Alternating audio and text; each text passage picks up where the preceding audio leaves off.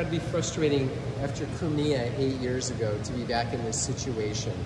How concerned are you about Russia invading again? Concerned, well, invading again. They've been, over the past 8 years, constantly putting the pressure on. So they did a major push to Crimea, took a portion of Donbass.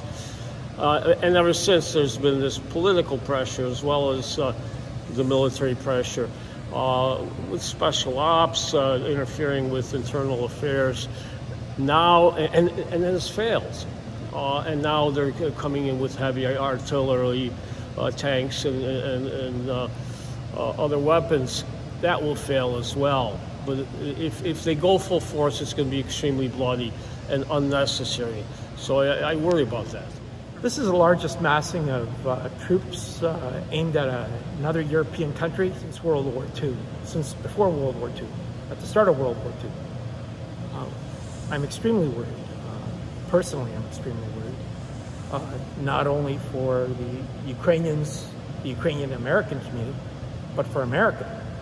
This is going to affect us one way or another. Our policies in the 30s of isolationism yielded many American deaths in World War II.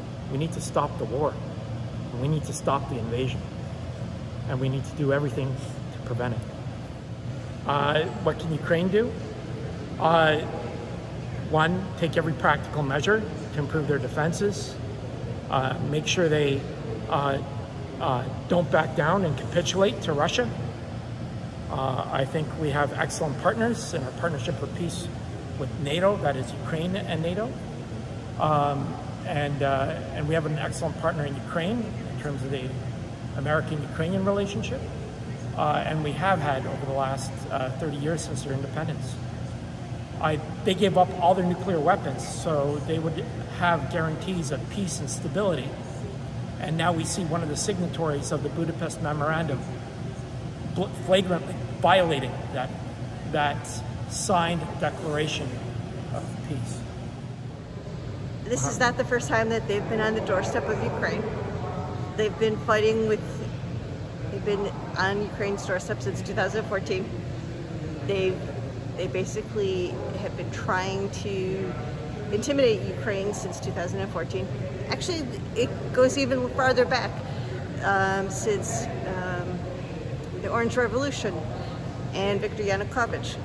They do not like the fact that Ukraine wants to take an independent path away from Russia.